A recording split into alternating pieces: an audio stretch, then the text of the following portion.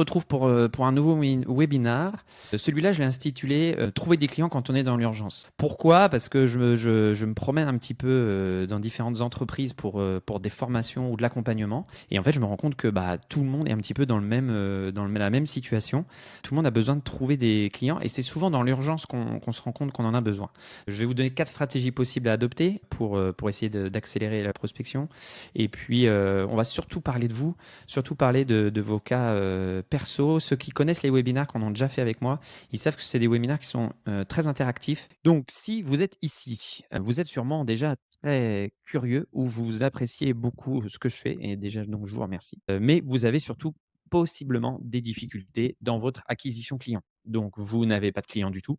Voilà, c'est possible, hein, vous démarrez, vous ne savez pas trop par quel vous prendre. Vous avez aussi peut-être des rendez-vous entrants non qualifiés, c'est-à-dire que vous avez beaucoup de rendez-vous qui ne correspondent pas à votre cible, qui ne correspondent pas à ce que, vous souhaitez avoir comme, prospect dans votre pipe. Ça, c'est un problème aussi. Si vous êtes directeur commercial, vous êtes entrepreneur, vous êtes patron et vous avez des commerciaux qui ne prospectent pas. Donc c'est un problème, c'est-à-dire que c'est des commerciaux qui se reposent sur l'inbound, ce qu'on appelle l'inbound, les leads entrants et ça, c'est un gros problème parce que, on va pas chasser, on va pas remplir son tunnel, on se repose sur les acquis et en fait, du coup, soit déjà on n'a pas de chiffre d'affaires ou alors on n'a pas de croissance. Et quand on est patron, quand on est directeur commercial, on recherche de la croissance. Ensuite, vous avez peut-être des performances aléatoires dans l'équipe et ça peut, affecter les performances de votre acquisition client. C'est un gros problème parce que quand on a une équipe, qui n'est pas, harmonieuse, on a des performances qui sont, pas aux attentes. C'est-à-dire j'ai 5 commerciaux, s'il y en a un qui performe, les autres pas, je suis évidemment pas au chiffre, quoi. Donc comment je peux, remotiver les autres? Et puis, on a les fameux anciens, hein, ceux qui ne veulent rien changer. C'était mieux avant, moi je connais mon métier et là, c'est aussi quand on arrive, qu'on prend une équipe, je sais de quoi tu parles, ça devient très, très compliqué. Donc les conséquences pour vous, on le sait, hein, pas de chiffre d'affaires. Si vous êtes solo, on retourne au travail, en salarié. Si vous avez ouvert une boîte, la clé sous la porte, des sponsors, qui s'impatientent, des gens qui ont vous levez des fonds, ça commence à taper sur du poing sur la table. Vous avez beaucoup de stress, perte de focus, sur votre produit. Souvent, on me dit souvent, moi, quand j'ai des clients, ou des prospects au téléphone, je sais quoi leur dire. Moi, ce que j'aime bien, c'est faire mon métier ou parler de mon produit. Mais au niveau de l'acquisition, voilà, j'ai pas assez de rendez-vous, j'ai donc voilà. Ça recontextualise un petit peu, Bon alors, pas de panique. Déjà, ce qui est important quand on cherche des clients, il faut, dédramatiser un petit peu la situation. Il faut savoir que ce qui est l'important, c'est la répétition de l'effort, c'est la répétition du système. On n'a pas des résultats en faisant un coup ou des fois on lit sur internet, voilà, je vais vous donner, des résultats magiques, et vous allez dormir, votre agenda va se remplir de rendez-vous. Non, ça ne fonctionne pas. C'est comme en sport, c'est comme en muscu. La prospection, l'acquisition client, il faut de la répétition sur l'effort. Ça, c'est vraiment important. C'est-à-dire qu'il ne faut pas fournir un gros effort, tous les 6 mois, il faut fournir un effort constant tous les jours de la semaine. Donc ça, j'insiste là-dessus. Le fondateur d'Airbnb, lui, je crois que pendant 3 ou 5 ans, ils n'avaient pas de clients et puis, ils faisaient la plonge dans des restos et puis au final, voilà, on connaît le succès qu'ils ont eu. Donc moi, je dis toujours: «Il faut persévérer, mais il ne faut pas persévérer n'importe comment». Alors on prête cette citation à Albert Einstein, je ne sais même pas si c'est lui qui l'a dit, mais en tout cas, la photo était sympa et la folie, c'est toujours de faire la même chose et de s'attendre à un résultat différent, évidemment. Donc ça, on les connaît. Moi, j'aimerais aussi, dire aux fameux, procrastinateurs, ceux qui se disent, «Je suis en congé, mon équipe est en congé, on verra en septembre». Ceux qui se disent, «On remet à plus tard» ou «Je regarde ailleurs et puis ça va marcher». Ceux-là, ils ont déjà un mindset qui, moi, me paraît, problématique. Quand on a une volonté de croissance, quand on a une volonté de trouver des clients, il faut s'y mettre tout de suite. Il ne faut pas attendre. Vos concurrents, eux, ils sont déjà au travail. Ils vont, toquer à la porte, ils vont appeler vos prospects. Donc si vous, vous attendez, septembre ou octobre que tout soit mis en place ou que votre équipe fonctionne, vous avez déjà perdu un temps précieux. La bonne attitude à avoir, donc on revient au sujet du webinaire. Je suis dans l'urgence, j'ai besoin de prospecter. Donc quelle est la bonne attitude à avoir avant de se lancer dans quoi que ce soit? La bonne attitude, c'est d'identifier évidemment vos forces et vos faiblesses. Est-ce que j'ai un effectif à ma disposition ou pas? Est-ce que je suis seul? Est-ce que j'ai un budget à investir ou pas? Est-ce que j'ai du contenu disponible ou pas? Voilà, tout ça, ça va conditionner votre stratégie. Si vous avez un effectif, la problématique, ça va être de les mettre au travail, de les mettre à la prospection. Si vous êtes seul, ça va être de vous mettre, à la prospection. Peut-être de rejoindre un bootcamp, une cohorte, de vous mettre dans un collectif, mais de ne peut-être pas, faire cette activité seul. Parce que la prospection, c'est quand même une activité ingrate, il faut le savoir. Est-ce que vous avez du budget? Est-ce que je peux la déléguer cette prospection? Peut donner des résultats rapides? Est-ce que, je dois la faire moi-même? Est-ce que je vais utiliser un canal d'acquisition, payant? On va le voir après, il y a différentes méthodes. Donc ça, c'est important de connaître vos forces et vos faiblesses. Ne pas transiger sur vos valeurs et votre positionnement. Quand on est dans l'urgence, on a peut-être l'envie d'aller, taper une cible qui n'est pas la sienne ou de changer, d'accepter des missions qui seraient vraiment, pas, dans ce que vous êtes capable de faire, d'accepter des clients, de baisser son prix, de baisser la qualité de ses prestations. Je pense que ça, c'est vraiment, une mauvaise attitude. De ne pas être pressé de vendre. Je pense qu'on a tous compris, si vous êtes dans l'urgence, ce qui serait dommage, c'est d'être pressé de vendre. En fait, quand on prend contact avec une personne, surtout en prospection, il faut d'abord être à son écoute, il faut d'abord être dans l'idée que c'est à lui de vous expliquer si vous pouvez résoudre ce problème. Donc si vous êtes dans l'attitude de vouloir vendre à tout prix, vous allez passer à côté de l'essentiel qui va être la compréhension de la problématique de votre client, la qualification. Est-ce que ce client, c'est vraiment quelqu'un qui est dans ma cible et auquel j'ai envie de répondre ou pas? Et est-ce que cette personne mérite que je de mette du temps pour lui? Mais surtout, voilà, ne faites pas l'erreur dès le premier: «Ah, j'ai réussi à avoir une personne au téléphone, je vais essayer de vendre». Non, mais gardez ça en tête. Soyez constant.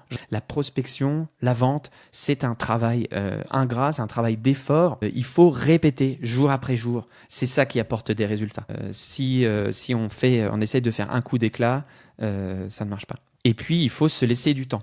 Quand on est en B2B complexe, les prises de décision sont plus lentes. D'accord? Alors, si vous chassez du solopreneur, du freelance, j'en sais rien, votre secteur d'activité, les cycles de vente vont être plus courts. Mais si vous êtes sur un produit technique, si vous êtes sur une vente complexe, si vous avez des produits qui sont à 10 000, 15 000, 1 million d'euros, j'en sais rien, il faut vous laisser le temps aussi. Donc, il ne faut pas abandonner une stratégie parce qu'elle n'a pas amené des résultats en 2 ou 3 semaines. C'est ça le message aussi. Je vois beaucoup d'entreprises qui disent bah ok, j'ai pas des résultats, donc je vais renvoyer mon directeur commercial, je vais changer de stratégie tous les 2 mois. Non, il faut de la constance. Il faut savoir que les résultats peuvent arriver à 30, 60, 90 jours. Et ça, on peut pas le prédire. Donc il faut se laisser le temps d'avoir des résultats en fonction de la stratégie adoptée. Donc on va avoir des stratégies qui vont donner des résultats plus ou moins rapides. L'idée, c'est encore ici de travailler quand on est un peu limité en temps, quand on a besoin de trouver des clients vite, mais gardez en tête que voilà, il faut quand même savoir que certaines stratégies vont donner des résultats avec un effet boule de neige dans 2 ou 3 mois, d'autres un petit peu plus longtemps. Et puis, il faut prendre en compte le parcours d'achat de votre client qui est parfois un peu plus long que ce que vous auriez imaginé. Dans ce qu'on va voir aussi ici, vous allez voir, je vais en reparler souvent, ce qui est important, si vous êtes manager, directeur commercial, c'est de ne pas, ou même si vous êtes solo à la limite, mais je vais le reformuler différemment pour les êtes solo. Donc si vous êtes directeur commercial, vous êtes manager, de demander à votre équipe de prospecter sans vous asseoir avec eux, ça ne marchera pas. D'accord? Moi, j'en ai vu des managers qui disent tous les lundis, bon alors t'as appelé, bah non, j'ai pas appelé. Et bah ça marche pas en fait. Non, il faut être avec eux, il faut tirer la charrette. Alors évidemment, vous allez me dire, vous manquez déjà de temps. Et bien dans ce cas-là, faites appel à quelqu'un de l'extérieur pour tirer la charrette, pour vous aider, pour motiver votre équipe. Parce que si vous les laissez tout seuls, les gens ils vont pas changer comme ça. C'est ça que je vous dis. Le message aux solopreneurs, s'il y en a ici, soyez indulgents avec vous-même. Voilà, des fois on échoue, des fois on n'y arrive pas. Mais donc soyez pas trop dur. Chacun est passé par des moments difficiles, dans des creux. Ça n'existe pas ceux qui disent, on les voit beaucoup sur les réseaux sociaux, ceux qui disent voilà, j'ai lancé ma page de vente, j'ai fait 100 000 euros. Non. Donc soyez indulgents avec vous-même, soyez constant dans l'effort. Et encore une fois, je fais un peu le parallèle avec le fitness. Les résultats, ils arrivent dans le temps quand on est constant. Donc je vais vous donner un premier business case. Ça, c'était dans une entreprise qui avait travaillé dans l'industrie des outillages. On a travaillé sur une campagne de publicité sur LinkedIn, heu, pour, essayer de capter des leads entrants. Alors, pourquoi c'est compliqué? C'est compliqué parce que, j'ai mis 3 étoiles. Alors, une campagne ads, c'est difficile à mettre en place. On pense tout de suite: «Je vais dépenser de l'argent, donc ça va me donner des résultats». Oui, mais, il faut une landing page qui soit adaptée, qui soit performante, d'accord? Parce que si vous attirez du trafic sur une landing qui n'est pas, performante, vous allez attirer les gens vers, vous allez vider, l'océan à petites cuillères. Donc il faut une landing performante, copyrightée, Il faut, un peu de temps pour mettre en place, il faut tester des créas, il faut varier les plateformes, ça coûte très cher, on va pas se cacher et finalement, moi je dirais que je l'ai mis en premier. Vous allez voir, les cas, ils vont du moins efficace au plus efficace. Mais moi je dirais que voilà, une campagne ads, en termes d'efficacité, vous allez attirer un trafic froid, donc c'est quand même pas la solution que je recommanderais. Il faut peut-être le faire, mais en parallèle, sur du multicanal. Mais en solution d'urgence, je ne vais pas recommander cette solution. Voilà, donc je vous donne ce qu'on avait obtenu. C'était à peine 5 rendez-vous qualifiés et un client sur 60 jours. C'est quand même pas terrible, terrible. On est d'accord. Ensuite, le numéro 2. J'étais dans une startup où on avait des fondateurs qui avaient un réseau énorme et qui ne l'utilisaient pas. Et puis chacun, même des sales, avait des réseaux LinkedIn assez étoffés, mais ils ne les utilisaient pas. Donc, des fois, on va chercher trop loin la complication. Même vous qui êtes solopreneur, vous êtes entrepreneur, vous allez chercher trop loin l'acquisition client. Regardez autour de vous, dans votre réseau, qui pourrait vous faire une recommandation ou qui pourrait être un client potentiel. C'est très simple de demander une recommandation à quelqu'un. Vous lui demandez s'il peut vous aider, vous marquez un temps de pause. La personne rarement va dire non et va vous demander comment elle peut vous aider. Et là, c'est à ce moment-là où vous expliquez ce que vous faites et si elle connaîtrait des personnes dans son entourage qui seraient dans le besoin. Donc, allez activer votre réseau, ne soyez pas feignant, reprenez contact sur LinkedIn avec des personnes, envoyez des messages de connexion euh, vraiment casual. Votre but ici, c'est de prendre contact avec les personnes. Donc j'insiste là-dessus. Prospecter, ce n'est pas essayer d'obtenir des rendez-vous. Enlevez-vous ce poids-là. Ce n'est surtout pas de vendre. Donc là, déjà, on s'enlève le premier poids de 500 kilos. Prospecter, ce n'est pas vendre. Prospecter, ce n'est pas obtenir des rendez-vous. Prospecter, c'est rentrer en contact. Rentrer en contact avec les personnes et intéressez-vous sincèrement à ce qu'elles ont à vous raconter, à leurs problématiques. Vous allez apprendre auprès d'elles ce dont elles ont besoin. Vous allez affiner votre offre en fonction de ça, ou vous allez pouvoir faire des remontées produits en fonction de ça aussi. Comprenez ce qui est important pour elle, ce qui est le poids d'obtenir des rendez-vous, vous rentrez en contact avec les personnes. Donc là, rien qu'en réactivant le réseau de tous les membres de l'équipe, de l'entreprise, on a obtenu 10 rendez-vous qualifiés et signé 3 clients. Vous vous rendez compte? C'est énorme. Donc ça, c'est une stratégie pas chère qui donne des résultats. Ensuite, les stratégies de webinar. Alors, on met souvent ça de côté quand on est une entreprise ou on a un peu peur de se montrer à la caméra quand on est solopreneur. Eh bien pourtant, je mets en efficacité 3 étoiles. C'est extrêmement efficace. Carte blanche. Démontrez votre vous avez carte blanche pour parler avec vos prospects. C'est extrêmement efficace. Alors, il y a un effet de récurrence. Il faut vraiment se laisser le temps de réussir. Il y a un effet de récurrence, donc il faut en organiser un peut-être toutes les semaines, tous les 10 jours, toutes les 3 semaines. Mais il y a un effet boule de neige et il faut être proactif dans la prospection. C'est-à-dire, j'organise un webinar, je prends contact en amont avec les invités, avec les inscrits, pour leur demander ce qu'ils attendent, pour prendre contact justement, je reviens à ça, pour établir une connexion avec eux. Qu'est-ce que vous avez besoin? Quelles sont les informations que je peux vous donner? Peut-être que je peux déjà traiter votre problème en amont. Si les gens s'inscrivent, c'est qu'ils ont une problématique. Donc le webinaire, ce qui est important, c'est d'avoir un titre qui répond à une problématique, un contenu qui répond à une problématique, qui n'est pas un contenu explicatif pendant des heures et des heures, et d'avoir des interactions avec les gens, mais surtout d'être très proactif sur la prise de contact. Hein. Donc on joue sur l'effet de répétition, on joue sur l'effet de branding, on se met en avant, on brise la glace, on établit une connexion avec les gens, mais surtout on reste dans la peau d'un sales, et un sales, ça va à la découverte de son prospect potentiel. Un sales, il doit être l'enquêteur, celui qui va découvrir les besoins cachés, the need behind the need. Vous devez aller toujours au-delà, poser des questions, faire interagir et vous créer aussi comme ça une communauté, asseoir votre expertise. Quatrième stratégie, celle que moi je recommande et que je mets en place chez mes clients ou en ce moment avec un groupe de solopreneurs, on fait ce qu'on appelle un sprint de prospection multicanal. Donc l'efficacité, elle est redoutable. C'est-à-dire que vous allez sur une période très courte tester un volume de prospection extrêmement important. On va travailler sur du multicanal. Ça veut dire qu'on va attaquer les prospects par email, par LinkedIn et par téléphone.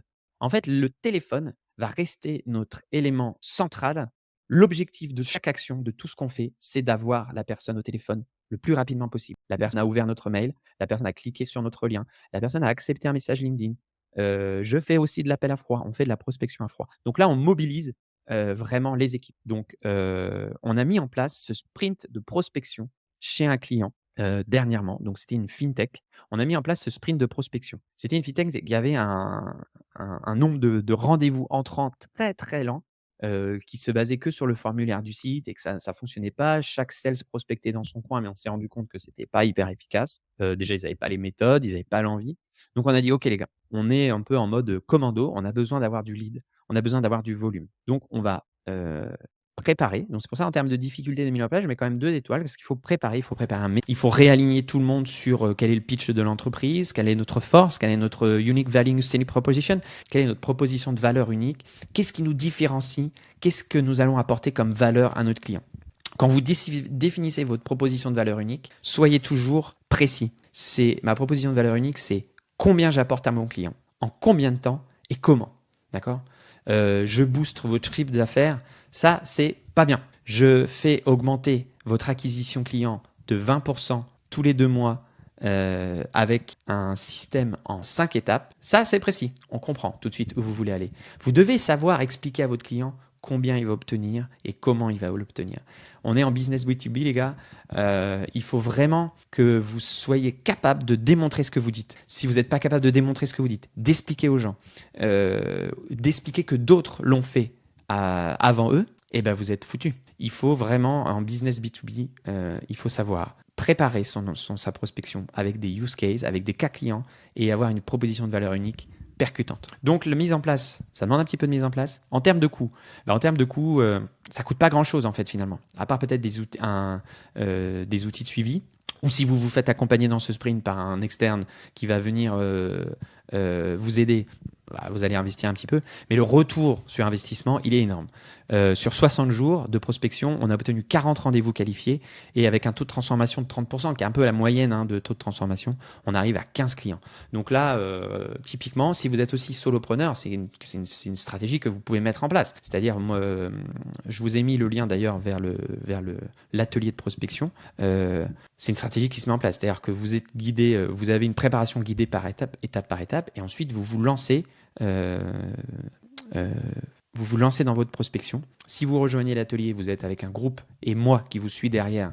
Donc je suis votre petit diable sur l'épaule qui vous pousse à faire sur quoi vous êtes engagé. Mais voilà, c'est très, très important, même quand on est solo, de se lancer dans ce sprint de prospection.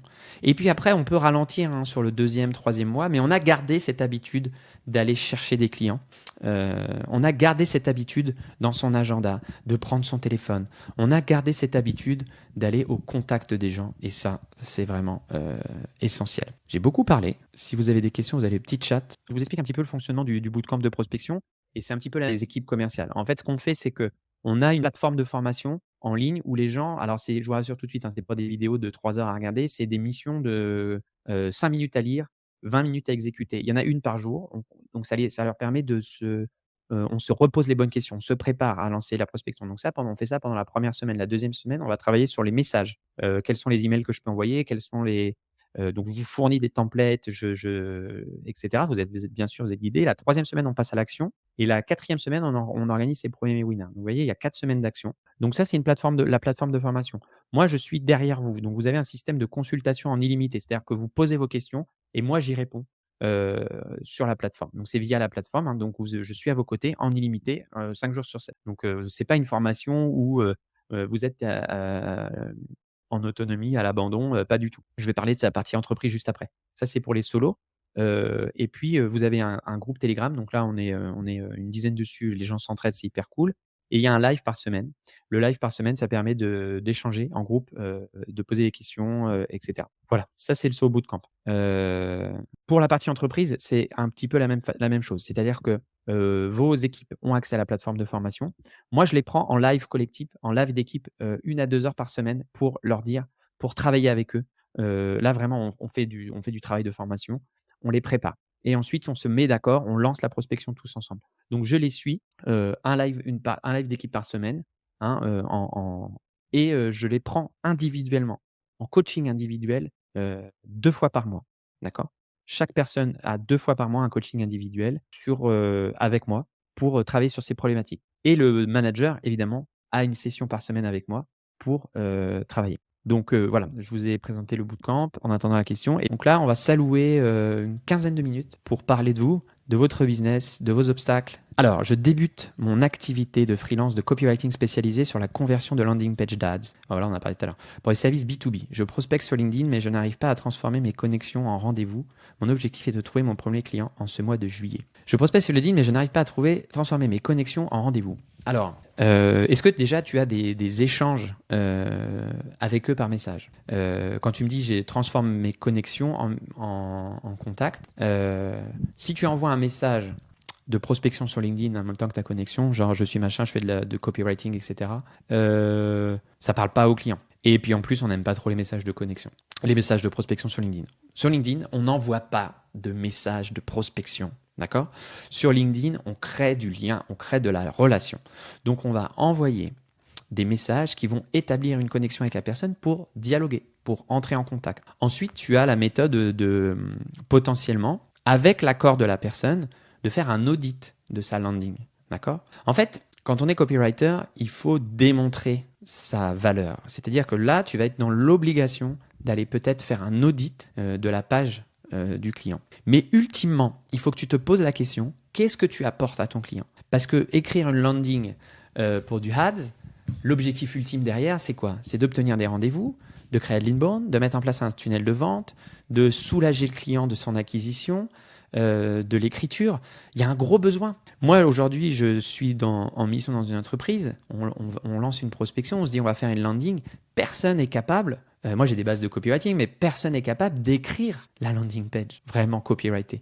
Donc, moi, je pense qu'il y a un besoin énorme. Le problème, c'est que si tu vas voir une entreprise et que tu dis je copyright vos landings, la personne elle va te dire mais c'est pas notre priorité de copywriter les landings. Leur priorité, c'est peut-être l'acquisition client. Donc, c'est là où il faut se poser la question de qu'est-ce que tu vas leur amener. D'accord? Mais je répète, sur LinkedIn, entrer en connexion pour établir une communication, dialoguer, échanger par rapport à l'actualité de l'entreprise. Parce que si vous y allez de façon un peu trop violente, voilà. Donc je répète, premier pilier, définir sa proposition de valeur qui correspond à un besoin urgent chez son client. Définir son système, ce qu'on apporte, et définir son canal d'acquisition avec l'objectif de rentrer en contact. Est-ce que ça répond à ta question, Loïc ou Jean Lambert? Je ne sais pas, ça me fait beaucoup de prénoms, donc je ne sais pas quel est ton prénom en fait. Je pense que c'est Loïc. Ah, ben je t'en prie. Si tu...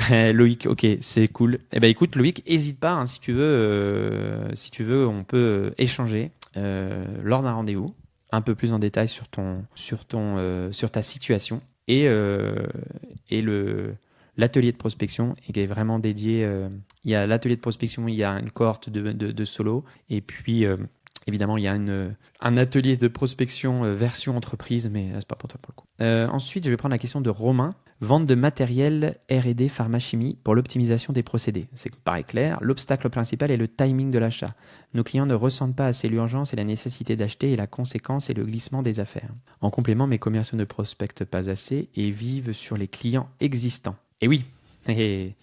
Alors déjà, on en a parlé un petit peu. Pourquoi ils prospectent pas? Parce que c'est une tâche ingrate. Ils ont peut-être pas les codes et la plupart du temps, très honnêtement, en formation, on se rend compte que les gens ils ont peur. Donc ça, il faut re-expliquer, il faut redémystifier, il faut donner des codes, il faut donner l'envie. Voilà, ventre long, je n'aurai pas assez d'affaires dans le pipeline pour essayer les objectifs annuels, à part solliciter des clients qui ont prévu un achat en 2024. Je n'ai pas d'autres. En fait, là, effectivement, Romain, je comprends parfaitement ce que tu veux dire. La construction d'un pipe, elle se fait, surtout sur des cycles de vente de 6 mois, elle se fait bien en amont, mais en même temps, on ne va pas baisser les bras. D'accord? Donc, on peut justifier en tant que manager la non-atteinte de résultats par le remplissage d'un pipe avec des leads entrants. D'accord? Donc ça, moi, quand j'étais directeur commercial, on a eu des moments, ou même sales, hein, tu as des moments où tu es dans le creux de la vague, clairement, mais il faut en profiter pour montrer que tu restes pas les bras croisés, que tu pousses des initiatives de prospection, que tu ton pipe se remplit, que tu en profites pour aller un peu à la rencontre de tes clients.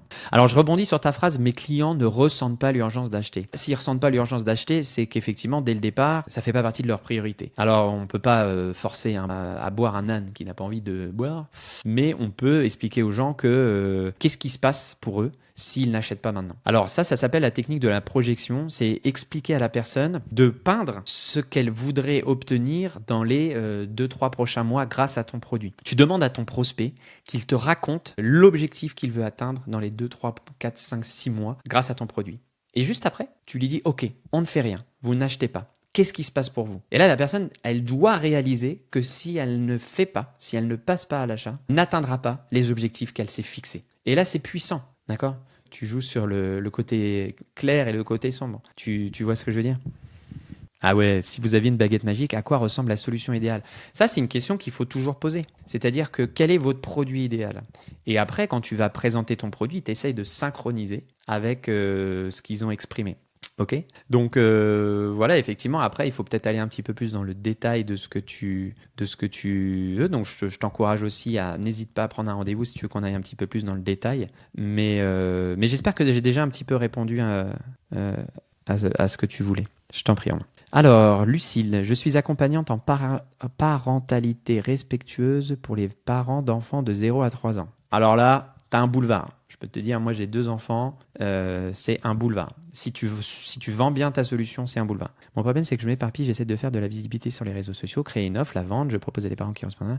Je ne sais pas comment mettre mon offre en avant, trouver la valeur ajoutée. Je ne me rappelle plus de la question. Alors, effectivement, je pense qu'il ne faut pas se disperser. Par contre, là, tu es sur une clientèle typiquement B2C, hein, donc ton canal d'acquisition.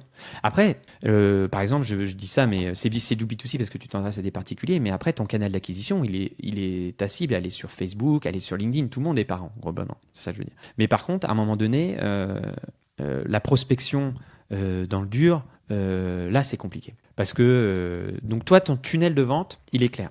Et je peux t'aider là-dessus, il n'y a aucun souci. Ton tunnel de vente, c'est de bien comprendre ta cible et de bien verbaliser ton offre. Ça, c'est essentiel. Ensuite, on va être sur un tunnel de vente qui va être du ads, landing page d'opt-in pour récupérer les emails. Et ensuite, tu vas basculer sur une vidéo explicative de ta solution et tu vas, à la suite de cette vidéo, obtenir des rendez-vous. Ton tunnel de vente, il est ultra simple. C'est publicité, Facebook Meta, publicité, landing page pour obtenir un mail ou délivrer un. Donc tu obtiens un mail pour délivrer soit un livre blanc, soit un document, soit la promesse d'avoir une vidéo explicative derrière. Et après, tu renvoies sur une page avec une vidéo dans laquelle tu vas expliquer les problématiques qu'elles ont, comment tu vas répondre à ces problématiques et comment tu peux les accompagner. Et moi, je serai toi sur LinkedIn. J'en ai pas vu qui faisait ça. Donc, tu as un boulevard. Tu te mets en mode live. Tu crées un webinar. Tu vois, je disais les webinars. Bah là, tu crées un webinar sur ça. Et t'inquiète, tu vas en avoir des rendez-vous. C'est obligé. La problématique, elle est juste énorme. J'espère que tu vois. D'ailleurs, il y a un gars qui fait ça très très bien sur TikTok ou sur les réseaux sociaux. Mais ça demande un peu de travail. Il fait ça très très bien. Un gars avec les cheveux blancs. Il est exactement sur le créneau, toi. Donc, je pense que... Ouais, voilà, c'est ça, ouais. Ouais. Il est cool, lui. Mais après, c'est pas parce qu'il le fait que tu peux pas le faire. Hein. Avec ton style à toi, avec ton approche à toi. Alors, je n'ai pas de site web ni de fait de vidéo. Ça, c'est un faux problème. Le site web, il y a des solutions clés en main qui te permettent d'avoir un suivi. Prends rendez-vous, on va discuter de tout ça. C'est vraiment simple à mettre en place. Enfin, simple. Non, ça demande du temps. C'est pas simple, ça demande un peu d'argent. Rappelle-toi, hein, je t'en mets la slide ici, la partie ads. C'est assez difficile, ça coûte un petit peu d'argent, mais après, si ça te ramène des rendez-vous et que tu sais combien tu vends, voilà. Sinon, la solution pour toi, c'est la solution webinaire dans un premier temps. Pour tester aussi ta cible, hein, demander du feedback. Voilà, j'espère, Lucille, que je réponds à ta question. Donc voilà, je vous ai présenté le bootcamp en attendant la question. Et donc, j'ai la question de Vincent. Comment tu ferais pour toucher une cible de dirigeants de PME? Ils ne sont pas très présents sur LinkedIn ou difficiles à identifier. Alors, yes Vincent, bah là, il faut que tu sois sur du multicanal. En fait, LinkedIn, je vais être clair là-dessus. LinkedIn, il y a des gens, ils y vont une fois par semaine pour lire leurs messages ou pour chercher du boulot ou pour trouver du bonheur. Le flux LinkedIn, le contenu LinkedIn, il n'est lu que par les solopreneurs. D'accord? Donc, en fait, quand on publie toutes les stratégies, de création de contenu qu'on nous a vendu depuis des années en disant crée du contenu, machin truc. En fait, non, ça fonctionne pas. Pourquoi? Parce que les gens, ils viennent pas sur LinkedIn pour lire du contenu. Ils viennent sur LinkedIn pour lire des messages. Hein, ils sont un peu comme tout le monde. Ils ont envie d'avoir des messages. Ah bah tiens, il y a un message dans ma messagerie, je vais le lire. Et ils ont envie de gagner du temps. Ils ont envie de gagner de l'argent. Ils ont envie d'être plus performants dans leur job. Ou alors ils ont voilà. Donc sur LinkedIn, on va apporter de la valeur. On va rentrer en contact par message en apportant tout de suite de la valeur. Rebondissez sur les posts, rebondissez sur l'actualité de l'entreprise, ou alors vous apportez un élément. Tiens, bah, je te donne, par exemple, tu fais un webinar, bah là, je vais tous vous envoyer, je vais pas le faire, mais j'aurais pu, je vais tous vous envoyer un message avec la méthode 3P, réussir sa présentation. Voilà. Donc là, tu rentres en contact avec les gens, tu amènes de la valeur. Tu vends rien, tu amènes de la valeur. Mais ces gens-là, ces gens-là, tu les mets dans ton tableau de prospection et tu sais qu'il faut qu'aussi que tu leur envoies des emails parce qu'ils sont aussi devant leur boîte mail et tu captes leur téléphone, donc tu utilises un Casper ou un outil d'enrichissement et tu les appelles. Bah parce que c'est des dirigeants, donc il faut appeler. Ils sont souvent collés à leur téléphone, mais ils sont pas souvent sur LinkedIn. Donc là, bah, tu es typiquement dans la stratégie multicanal que j'ai présentée. Et tu testes. T'appelles, pardon. Oui, enfin, on teste dans une prospection multicanal, on teste, mais on appelle. Donc là, tu peux combiner webinar, tu vois, c'est l'objet du bootcamp. Hein. C'est on identifie sa proposition de valeur, on écrit ses messages, on prépare son pitch, on se lance dans la prospection. Et en parallèle de ça, on envoie du live pour capter une clientèle qui n'est pas intéressée par le flux de contenu qu'on voit passer tous les jours. J'espère que ça répond à ta question. Alors, je suis coach en communication consciente et bienveillante, basée sur la communication non violente. Très bien, je procrastine car je n'ose pas dépasser vraiment ma peur d'aller au contact des gens. Bah, pour quelqu'un qui est coach en communication, ça me paraît quand même rigolo, mais blague à part, hein. En fait, la prospection, faut pas avoir peur, hein, c'est rentrer en contact avec les gens, aller leur parler, c'est pas aller vendre. Donc à un moment donné, il y a peut-être un poids sur toi, mais voilà. Coach en communication, ne parlons pas au téléphone. Résoudre le problème quand d'ici 1 ou 2 mois maximum, je mets finance, je m'économie pour le moment. Bah écoute, j'ai quelqu'un dans le bootcamp, c'est exactement dans le même cas que toi. À la peur d'aller, il avait peur, je donne pas son nom, mais il est gross, il fait de la prospection pour les associations. Mais il n'osait pas appeler les gens. Alors il osait appeler pour les associations, donc quand il était embauché par quelqu'un pour prospecter, il osait, mais pour lui, il n'ose pas. Donc il y a un problème de légitimité. Il se sent pas légitime dans son truc. Donc là, dans le bootcamp, typiquement, bah, il a la force du groupe. Moi, je le prends en coaching et il me pose toutes les questions qu'il a envie. Mais voilà, typiquement, on l'aide à dépasser ses barrières. C'est ce que je vous disais tout à l'heure. Quand on est tout seul dans son coin, quand on n'est pas accompagné. Moi, je vais vous dire, franchement, ça fait 10 ans que je culpabilisé sur mon apparence physique. Et je fais énormément de sport, mais je mangeais très mal. Et puis, bah voilà, j'ai essayé des trucs, la muscu, le machin. Mais je faisais tout de façon dissociée. Et à un moment donné, j'ai dit, mais Mathieu, réfléchis, nouveau Mathieu Mindset 2003, réfléchis. Prends un coach en fitness nutrition. Tu trouves celui qui te convient, mais tu prends quelqu'un. Et là, en 4 mois, les résultats sont là. Moi, j'ai perdu 12 cm de tour de taille, je me sens bien dans mon peau, bien dans mon corps. À un moment donné, bah, il faut savoir se faire accompagner aussi. Et ouais, complètement. Bah, Romain, il a raison. Si tu lui fais sentir que tu es dans l'urgence, que tu veux absolument vendre, etc.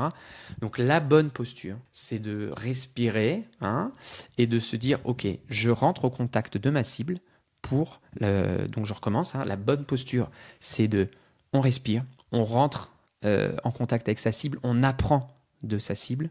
On contacte. Alors aussi, tu peux faire. Je reprends. Laurent. Laurent, ce que tu fais, c'est que tu comptes. Regarde dans ton réseau. Tu me prends des personnes qui seraient potentiellement dans ta cible et tu vas aller leur poser les questions. D'accord? En mode conversationnel, en mode journaliste. Tu leur dis voilà, j'ai écrit un article pour LinkedIn ou j'écris des posts, j'ai besoin de prendre de l'information. Je vais te poser des questions et puis tu vas me dire comment tu sens les choses. Déjà, toi, tu vas un petit peu comprendre aussi comment tu dois formaliser ta proposition de valeur. Une fois que tu auras formalisé ta proposition de valeur, que tu auras compris ce que tu vas apporter aux gens, à ce moment-là, tu vas t'enlever le poids de la non-légitimité. Tu vas voir. Est-ce que ça répond à ta question? Moi, je t'en prie, Laurent.